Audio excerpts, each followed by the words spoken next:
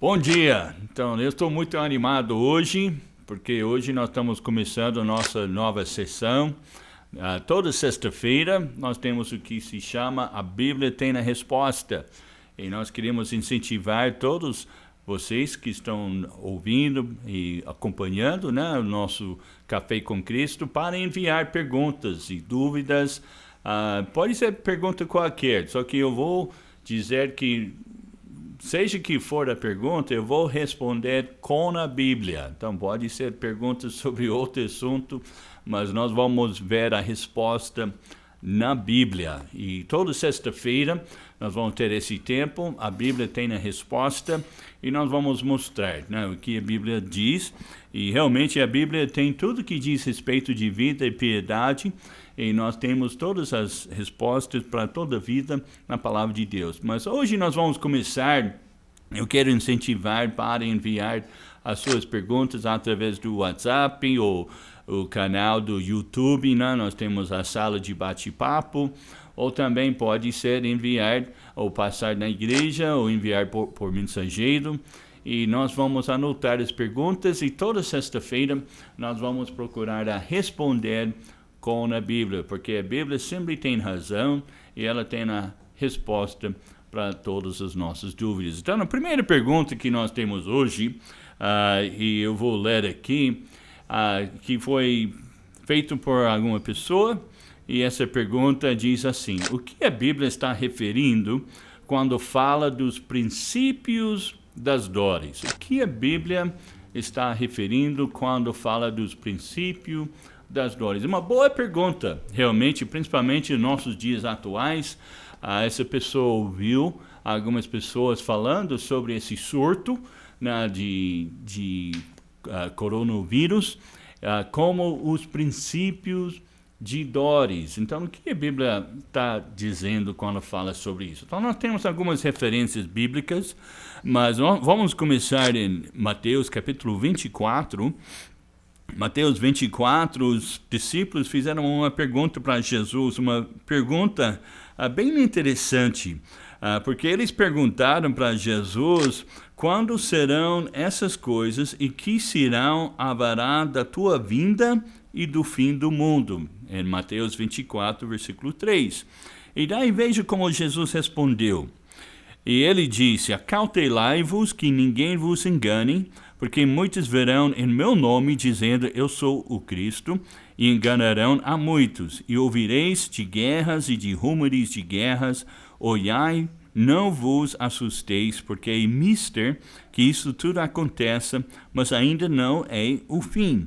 Porquanto se levantará nação contra nação e reino contra reino, e haverá fomes e pestes e terremotos em vários lugares, mas todas essas coisas são o princípio de dores. Então aqui nós encontramos a primeira vez essa expressão, o princípio de dores, que nós encontramos, que está referindo aos sinais que apontam para a volta de Cristo. Mas, em verdade, essa palavra, princípio de dores, é uma palavra grega que se refere às dores de parto, ou a dor real de uma mulher que tem para dar à luz a uma criança. Então, todos esses sinais são o início das dores de parto, o início do dor de parto. E nós encontramos também essa mesma expressão em 1 Tessalonicenses capítulo 5. Então veja comigo, 1 Tessalonicenses capítulo 5, e essa expressão nos dá para entender que os princípios de dor estão falando sobre dor de parto, né, de uma mulher que está prestes a dar luz. E 1 Tessalonicenses, capítulo 5, a Bíblia fala, versículo 1 a 3, mas, irmãos, acerca dos tempos e das estações, não necessitais de que vos escreva, porque vós mesmos sabeis muito bem que o dia do Senhor virá como ladrão de noite. Pois que, quando disseram a paz e segurança, então lhes sobrevirá repentina destruição, como as dores de parto, aquela que está grávida, e de modo nenhum escaparão. Então, também 1 Tessalonicenses, capítulo 5, está falando sobre os fins dos tempos, antes da vinda do Senhor. E ele usa a mesma expressão, falando sobre dores de parto. Também nós encontramos em Romanos, capítulo 8, em versículo 22, que também nos diz, porque sabemos que toda a criação geme e está juntamente com dores de parto até agora.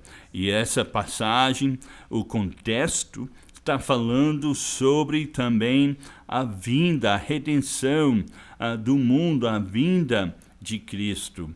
Então nós podemos entender que a dor de parto ocorre quando? Ocorre logo antes do nascimento, já no final, e a última coisa que acontece, que vocês sabem que está nascendo uma criança.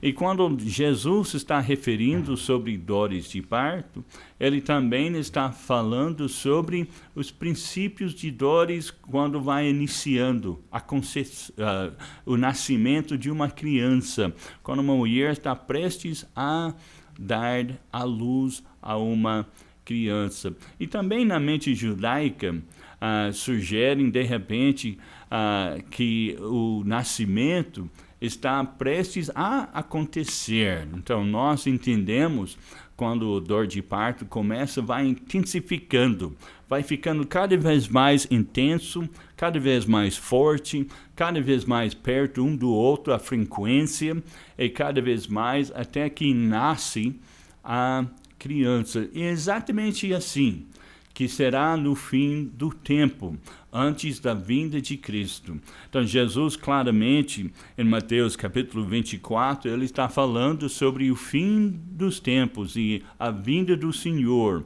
Primeira coisa, em 1 Tessalonicenses capítulo 5, está falando sobre a segunda vinda de Cristo. E, em verdade, a segunda vinda de Cristo é mencionada 318 vezes no Novo Testamento. É uma porção de uma vez por cada 25 versículos. E nós sabemos que foi um dos principais assuntos que Cristo pregou quando estava aqui na terra. O próprio apóstolo Paulo, ele pregou e ele enfatizou 3 grandes verdades. Então, a morte de Cristo, a ressurreição de Cristo e a segunda vinda de Cristo. E como Pedro fala também, em Pedro capítulo 4, versículo 7, que já está próximo o fim de todas as coisas.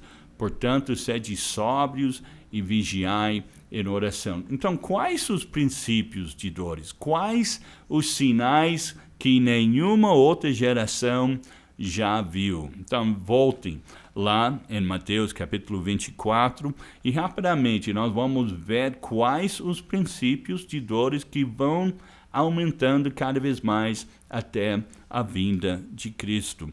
Então, nós podemos ver em Mateus capítulo 24, esse capítulo fala sobre alguns sinais que nenhuma geração já viu. Então, no primeiro que nós podemos ver, versículo 4 e 5, ele fala sobre falsos profetas, aumento de seitas religiosas, vai aumentando cada vez mais até a vinda de Cristo. Versículo 4, Jesus diz, acautelai-vos que ninguém vos engane, porque muitos virão em meu nome dizendo, eu sou o Cristo, e enganarão a muitos. Então, vai aumentando o número de seitas religiosas, de falsos cristos. Na nossa própria geração, nós podemos ver vários exemplos disso. Quase todo o país tem alguém que se declara ser o Messias, né? Aqui no Brasil foi o Henrique Cristo, né?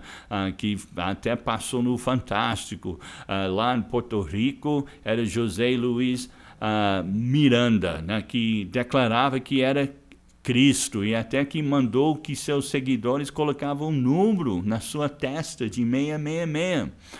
Também lá na Coreia do Sul, reverendo Sung Moon. Então, os Moonies, né, que eram conhecidos no mundo inteiro.